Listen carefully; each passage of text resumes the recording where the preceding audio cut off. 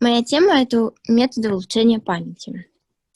Память — это общее обозначение для комплекса познавательных способностей и психических функций по накоплению, сохранению и воспроизведению знаний и навыков. Виды памяти. По сенсорной модальности она бывает зрительная, моторная, звуковая, вкусовая или болевая. По содержанию может быть образная, моторная, эмоциональная, социальная и пространственная. По организации запоминания эпизодическая, семантическая и процедурная. По временным характеристикам долговременная, кратковременная или ультракратковременная. По наличию цели произвольная или непроизвольная, по наличию средств опосредованная или неопосредованная и по уровню развития моторная, эмоциональная, образная или словесно-логическая. Мнемоника или мнемотехника — это совокупность специальных приемов и способов, облегчающих запоминание нужной информации и увеличивающих объем памяти путем образования ассоциаций. Замена абстрактных объектов и фактов на понятия и представления, имеющие визуальные, аудиальные или кинетические представления, связывание объектов с уже имеющейся информацией в памяти различных типов для упрощения запоминания. В мнемонике используются следующие свойства закономерности памяти. Это точность, объем, скорость процессов запоминания, скорость процессов воспроизведения, скорость процессов забывания. Мнемонические приемы запоминания. Образование смысловых фраз изначальных букв запоминаемой информации, вспоминание данных терминов или иностранных слов с помощью созвучных, нахождение ярких необычных ассоциаций, которые соединяются с запоминаемой информацией, метод Цицерона на основе пространственного воображения, метод Айвазовского, который основан на тренировке зрительной памяти. Прием нахождения ассоциаций. Человек никогда не воспринимает объекты изолированно друг от друга. Многие объекты имеют постоянные взаимосвязи, которые фиксируются мозгом автоматически. Например, чайная ложка обычно связана с чашкой, чашка обычно находится в блюдце, на блюдце обычно лежит кусочек торта, образ торта может вызывать воображение образ коробки, в которой он продается, и образ коробки может напоминать о витрине, где эта коробка лежала, и так далее. Принцип приема свободных ассоциаций.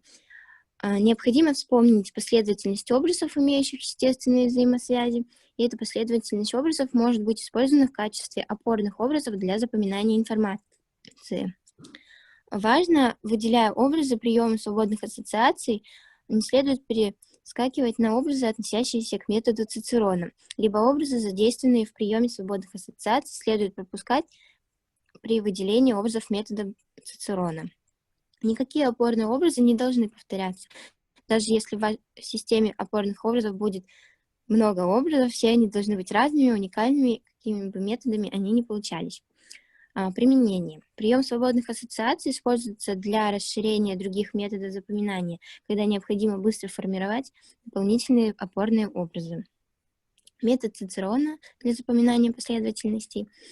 Метод Цицерона основывается на естественных ассоциациях, то есть на связях, которые образовались в мозге естественным путем при регулярном восприятии зрительных образов, имеющих взаимосвязи. Каждый человек регулярно видит не те же зрительные образы. Это, например, предметы в квартире, офисе, на улице. Для формирования опорных образов методом Цицерона следует хорошо закрепить в памяти последовательность знакомых образов. Это делается путем их многократного припоминания. Алгоритм выделения опорных объектов методом Цицерона.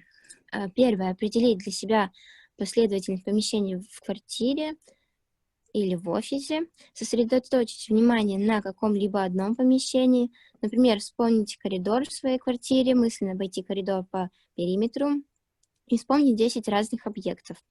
Дальше проделать то же самое в других помещениях квартиры, выделить по 10 образов, например, в ванной комнате, на кухне, в большой комнате. В результате можно будет последовательно вспоминать по 50 образов.